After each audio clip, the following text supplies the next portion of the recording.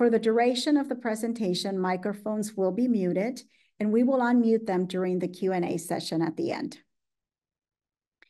As you can see from our agenda, we have a lot of content to cover with you in the next 45 minutes together.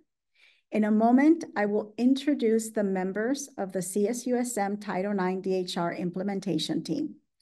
We will then provide some context for today's forum and discuss the reasons why this effort is so important to our campus community. Next, we will review the key elements of the CSUSM Title IX and DHR implementation plan, provide an update on our progress, and outline next steps for the campus. We will conclude with a discussion on how you and other members of our campus community can remain engaged and contribute to our collective efforts of preventing and responding to incidents of sexual harassment, discrimination, harassment, and retaliation. At that point, we will open the forum for questions and comments that you may wish to make. Now that we all know what to expect during this forum, it is my great pleasure to introduce the members of the CSUSM implementation team. This team was formed last fall to develop our plan to respond to the recommendations that our campus received from a variety of studies and assessment. The team includes Dr. Regina Basu, Faculty Rep and Sexual Harassment Task Force Co-Chair, Ileana Carmona Chavez, Student Rep, ASI Chair and Chief of Staff. I would also like to acknowledge the contributions of Justin Cadiz, our former student representative who has now graduated. Vanessa Vincent, Staff Rep, CSU EU President. Dr. Bridget Blanchon, Co-Chair AVP for Student Affairs. Myself, Dr. Sarah Villarreal, Chief of Staff, Office of the President, ex officio member, and our newest member to the team, Sarah Clegg, Interim Assistant Vice President for Title IX and DHR. In the last few years, our campus has undergone several reviews by different entities. From 2019 to 2022, we participated in the Culture of Respect initiative facilitated by NASPA, the National Organization for Student Affairs Administrators in Higher Education. Building up on the early findings from that initiative, President Neufeld took immediate steps to strengthen our prevention and response efforts around sexual harassment. This included forming a sexual harassment task force, which conducted an internal review in 2021-2022. To complement the task force internal review, the campus engaged T&G Consulting to perform an external campus review in 2022-2023. And simultaneously, the California State University system engaged Cozen O'Connor to conduct a system-wide review that included a review of all 23 campuses. In addition, the California State Auditor conducted an audit of the CSU to assess the CSU's handling of sexual harassment complaints against employees at the Office of the Chancellor. CSU, Fresno, San Jose State University, and Sonoma State University, which resulted in an additional set of findings and recommendations. This series of in-depth reviews and audits generated findings that identified both strengths and areas of opportunity in our practices for preventing and responding to sexual harassment, discrimination, harassment, and retaliation. We made those updates public on our Title IX website and share the findings with the campus community during the fall 2023 campus forum. Since then, our CSUSM Title IX DHR implementation team has carefully reviewed the findings and recommendations from each report. And in consultation with campus stakeholders, an implementation plan was developed and submitted to the CSU System Civil Rights Office for review and feedback, and received final approval this past June. The compiled recommendations for CSUSM were divided into 5 areas: infrastructure and resources, strengthening internal protocols, communications and trust building, prevention, education, professional development, training, and awareness, responding to other conduct of concern. In the slides that follow, we will discuss each area more fully and provide an update on the status of each and next steps in addressing them.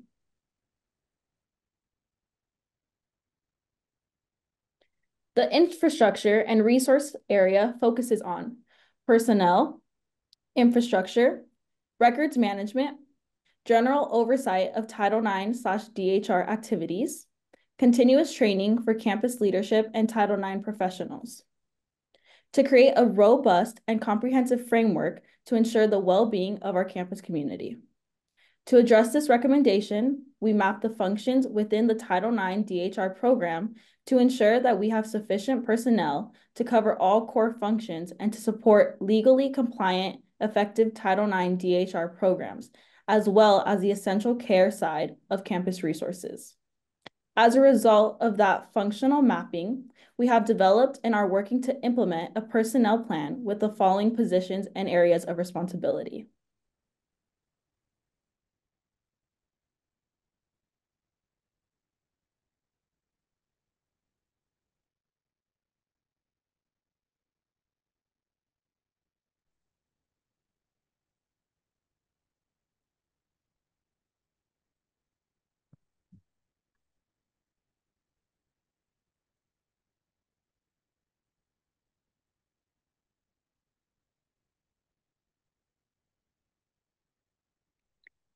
The Title IX DHI personnel plan includes 6 key personnel-focused specific areas of prevention and support, with cross-training to allow for an all-hands-on-deck approach as needed to ensure timely and appropriate support. It is important to note that the boxes on the org chart do not reflect new positions. They are all filled with existing personnel with refined portfolios, except for the AVP for Title IX DHR position. Those positions are reflected in the organizational chart shown and include the interim AVP Title IX and DHR, who oversees cases, investigations, reports, and hearings. Deputy Title IX DHR Administrator, who conducts Title IX DHR intakes, outreach, and investigations. Director of Compliance, who is responsible for case creation, tracking, and documentation. Intake and Support Coordinator, who coordinates outreach, intakes, and supportive measures for all parties. Case Resolution Manager, who conducts Title IX DHR intakes, outreach, and investigations. And the Prevention and Training Coordinator, who conducts educational outreach and trainings. In addition, a 0.5 FTEA confidential administrative specialist position will provide administrative support for the office. This summer, we reassigned an existing manager from another area in student affairs to fill the Director of Compliance position and realigned an existing portfolio within the Title IX DHR office to fill the Intake and Support Coordinator position. We are working to fill the Case Resolution Manager position now and plan to launch searches for the Deputy Title IX DHR Coordinator and Prevention and Training Coordinator positions very soon.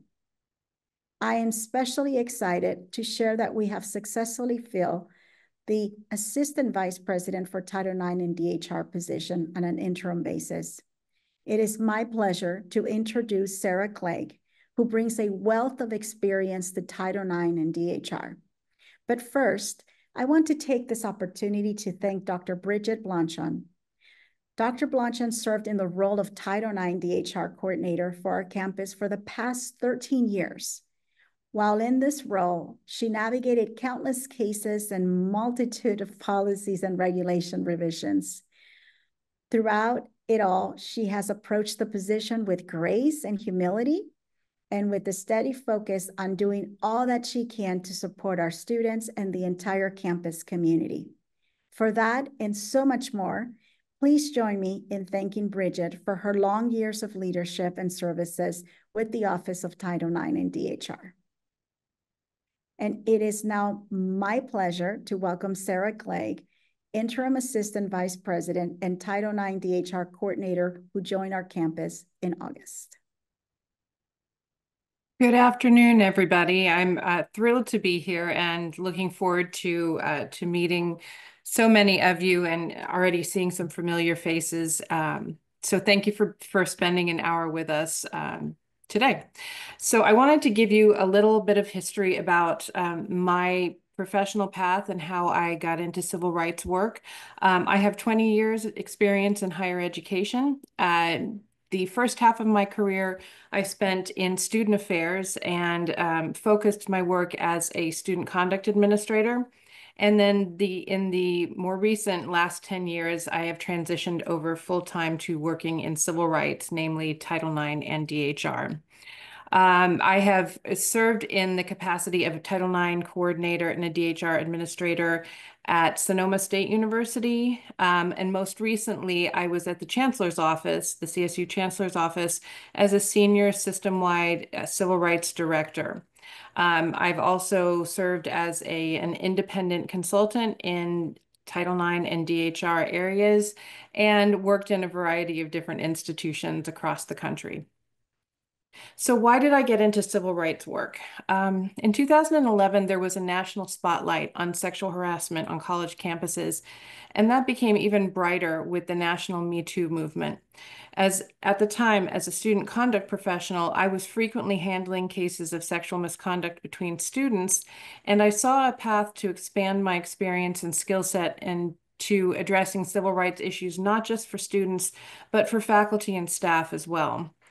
Overall, I entered higher education as a career in order to have work that was not only meaningful to me, but one in which I could have an impact on others and have a positive impact on their educational experience. In the 10 years that I've done civil rights work in higher education, I have seen firsthand what an enormous obstacle it can be to try and navigate your school or your work when you're experiencing harassment, discrimination, or sex-based violence. I see the goal of civil rights work in this setting as removing those obstacles so that students and employees can continue on the path to academic and professional success. I want to speak a little bit about what Title IX is and what it is not. And I want to note here that I'm not excluding DHR from this conversation, but Title IX, there are some misconceptions with regards to Title IX that I thought it was important to clarify. In simplest terms, Title IX is a federal law that prohibits sex-based discrimination in education at institutions that receive federal funding. Other civil rights laws, such as Title VII and ADA, are addressed through our CSU policy and are known as DHR, which stands for Discrimination, Harassment, and Retaliation. DHR applies to related behavior on the basis of protected status. There are also numerous state laws and case law that universities must be compliant with. In order to incorporate all of the provisions of those laws and statutes, the CSU has created the non-discrimination policy, which details the policy and procedures for preventing, reporting, and responding to behavior prohibited by the laws that I just spoke of. What Title IX is and what it is not. So Title IX is not a criminal or a legal proceeding. They are administrative proceedings that are based in compliance. They are not emergency services or provide for first responder actions in the same way that university police would. Title IX and DHR, we are a neutral office, so we also are not advocates the same way that our confidential advocates are on campus, although we do provide support and resource for all parties involved with our office. And lastly, we're not limited to working with students only. The non-discrimination policy applies to all members of the university community. Talking about the evolution of Title IX, and I could probably talk about this for 2 hours, so I'm going to try and keep it very brief. Since its beginnings in 1972, Title IX was long thought to apply to equity in college athletics only. This has actually never been the case, as the law itself doesn't even mention athletics or sports in the language. But gender equity in athletics was the most well-known application of Title IX for many decades. This changed in 2011 when the Department of Education started issuing a series of what we know as Dear Colleague letters. This is guidance that was reminding colleges and universities of their obligations to address gender inequality and sex-based discrimination in all aspects of a university, including, but certainly not limited to, admissions, enrollment, academic programs, financial aid, housing, and classroom life, and so on. As the Dear Colleague letters continued to be issued, colleges were put on notice that an infrastructure needed to be in place on campuses to address these issues. In 2020, this guidance was enshrined into law as new Title IX regulations were published after a lengthy period of notice and comment. These regulations now have the force of law behind them as opposed to the guidance that previously existed. And in the ever-changing life cycle of Title IX, in May of 2024, new Title IX regulations became law after the new administration completed a lengthy revision of the law. So add to this the number of state laws that are in the same vein as Title IX, as well as case law or law that comes out of court cases, which can impact our campuses. Title IX is always evolving, and it is tied very closely to political bodies such as the federal or government and our state governments, and those change with great frequency. What doesn't change, however, is the underlying purpose of Title IX and the commitment that Title IX practitioners have to prevent, educate on, and address these behaviors that can be so disruptive and harmful. As I mentioned, the new Title IX regulations were passed in May of 2024, and campuses were given a deadline of August 1, 2024 to implement any changes. So I want to share with you really briefly some of the major changes in this recent round of regulations. There are quite a few, so I'm really just doing the highlights here. It eliminates the mandate for live hearings with cross-examination as part of a campus disciplinary process. It expands the definition of sexual harassment. It extends jurisdiction to include off-campus and international incidents and clarifies protections against discrimination based on sexual orientation, gender identity, pregnancy, and parenting status. I want to note that absent from the new changes is a proposal on transgender participation in specific men's and women's athletics teams. There is an anticipated proposal that will be coming after the November election. So what do these changes mean for CSUSM? So the new provisions were incorporated into our revised system-wide non-discrimination policy.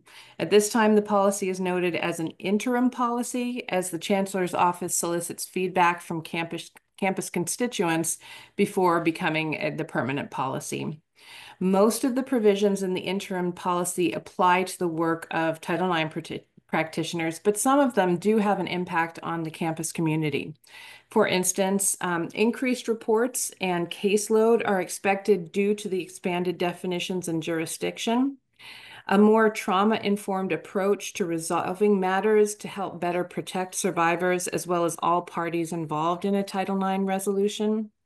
And for employees in particular, there's more clarity on reporting requirements and expanded protections for students who are pregnant or have pregnancy-related conditions include new reporting requirements for employees to whom a student discloses a pregnancy or a pregnancy-related condition.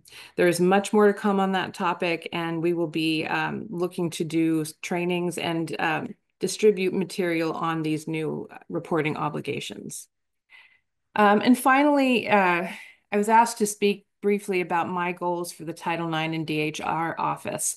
And I have 4 main goals. The first is to rebrand and market our office to the campus community so you know where we are and who we are and what we do. The second is to look at our processes and make sure that not only are we compliant with the law and with the non-discrimination policy, but also to ensure that they're understandable and user-friendly. It is very well known that our policy is quite dense and that many of our practices and procedures do seem fairly legalistic. And so it's my goal to try and make those more user-friendly and more understandable for anyone who's encountering or working with our office. I'd like to increase prevention programs and education, and I'd like our programming to help demystify the process so it doesn't seem as as much of an unknown as many people seem to think that it is. And then lastly, and probably most importantly, I would like to work on building trust with the campus community. I know that there has been a significant lack of trust throughout the community, and I want to start building back that trust. And to me, my thought is that really starts with increased communication, transparency, and a willingness for us to engage with all of you as members of the community.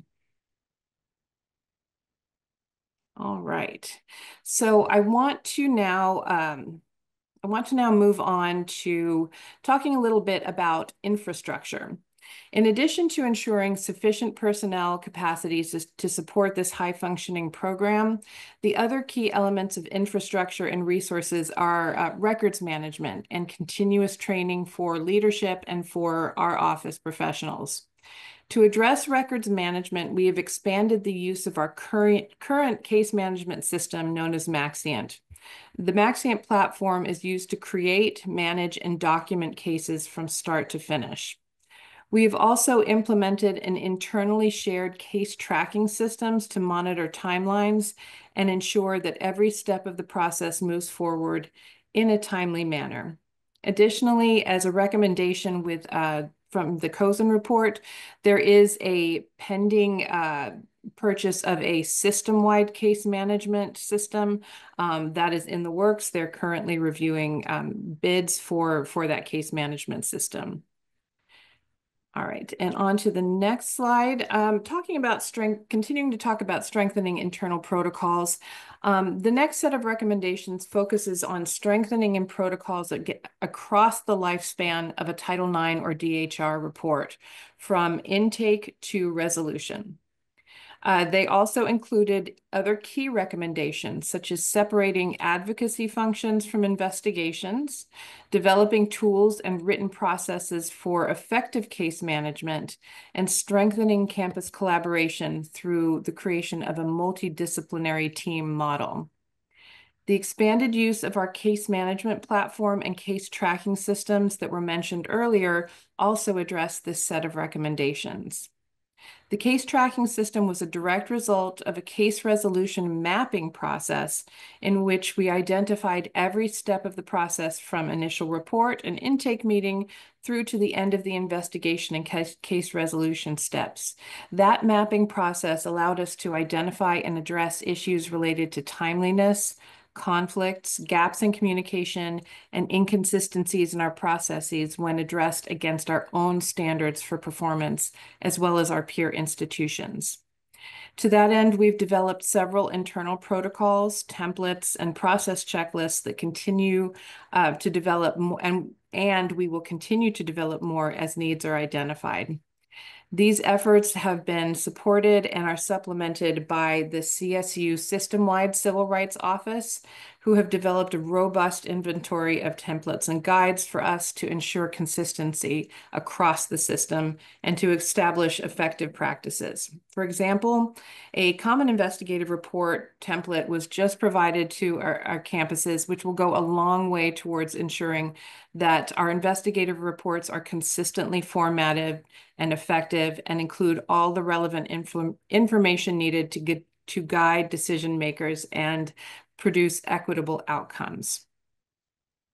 For the final item in this focus area, our current Title IX and DHR recommendations implementation team has already fulfilled some of the immediate functions of a multidisciplinary team. Conversations are ongoing about how to most effectively implement this recommendation in a manner that best serves the needs of our campus. Once it is established, the multidisciplinary team will be tasked with a variety of items, including review of Title IX and DHR disciplinary processes for faculty and staff, and an evaluation of barriers that may exist to reporting and engagement at the university level.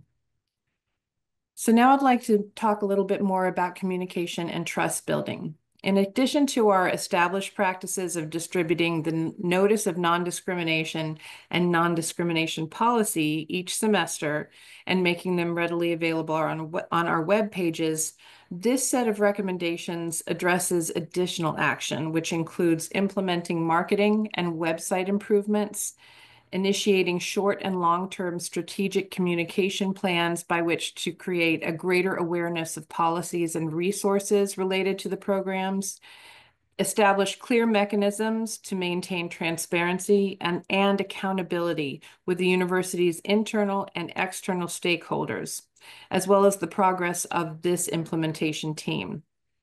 I'm pleased to say that several of these steps have already been taken to respond to these recommendations, including updates to our webpage, and including various program review reports, our implementation plan, as well as our current and past annual Title IX DHR reports that are submitted to our system-wide Civil Rights Office.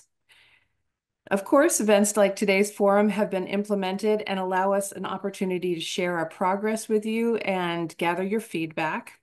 And other activities such as updating our marketing and outreach materials, creating a standing committee of students, faculty, and staff to assist us in effective communication. Those are still pending, but we're looking forward to getting started with those very soon. We anticipate making additional progress in addressing these elements of our plan once we post and fill the prevention and training coordinator position, which will focus on campus outreach, education, and communication.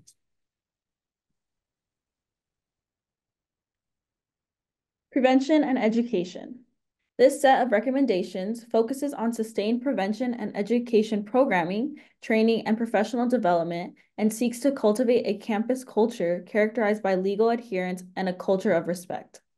These recommendations will be supported by the Standing Committee of Students, Faculty, and Staff that was mentioned in the prior slide, and will be led by the Prevention and Training Coordinator under the leadership of the Title IX DHR Coordinator. Efforts in this area will include engaging students in programming through a peer educator model that may include social media engagement and other modes of curricular or co-curricular delivery. These efforts may be further supported by resources being developed or envisioned by the CSU Civil Rights Office that will be shared with campuses. Our next slide is other conduct of concern. The final set of recommendations speak to issues that are considered other conduct of concern. This includes behavior that may not necessarily fall under protected status of discrimination or harassment, but could still disrupt the learning, living, or working environment and violate other university policies. While not directly within the scope of the Title IX DHR functions, these behaviors are still of concern to the campus and need to be addressed. Currently, the campus is conducting a search for an inaugural director of conflict resolution who will play a pivotal role in fostering a culture of integrity, compassion, and responsibility throughout the university and respond to incidents that constitute other conduct of concern. In the meantime, issues that meet this definition are being addressed through an ad hoc committee that includes faculty affairs, human resources, and the Title IX DHR office.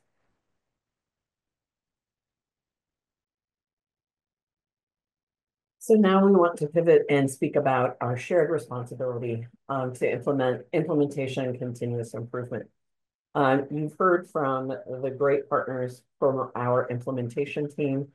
The work of this team will continue well past today, well past 2024. We will continue to solicit feedback from our campus regarding input, and so that these goals and outcomes are a living, breathing, and meaningful set of recommendations and implementation steps. We will work as what has been a hallmark of the office for many years. Continuous improvement will always be at the helm. And as Sarah said earlier in our presentation, I think one thing that is a constant in this area of the law and how we implement it is continuous change. And so we know that that is a part of our reality. How we can all work together in continuing our shared commitment to this work. something that you've heard a great deal about. You've heard about loss, compliance, but fundamentally, our commitment is that of our institution, of being a university which embraces a culture of care, care, respect, and engagement for all members of our campus community.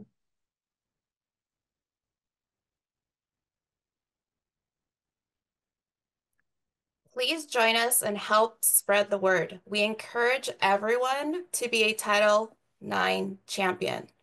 Everyone has a role in building awareness of the preventative and supportive resources that are available to you. That can start by staying up to date on the progress and achieving the goals found in the recommendations from the various reports from the past few years and our implementation plan, all of which can be found on the CSUSM Title IX website. There, you will also find our current and prior year annual reports that we submit to the CSU Civil Rights Office, as well as other communications or updates on upcoming informational or educational events. As we move forward with implementing advisory committees or peer education outreach efforts, additional opportunities for you to get directly involved will also become available. Those will be communicated to the campus community, and we encourage you to keep an eye out for them. Now, we would like to open the floor to any questions or comments that you may have. But first, we would like to ask you for your feedback on today's session through a short questionnaire that can be accessed using our QR code. We would like to thank you all once again for taking the time to join us for today's forum.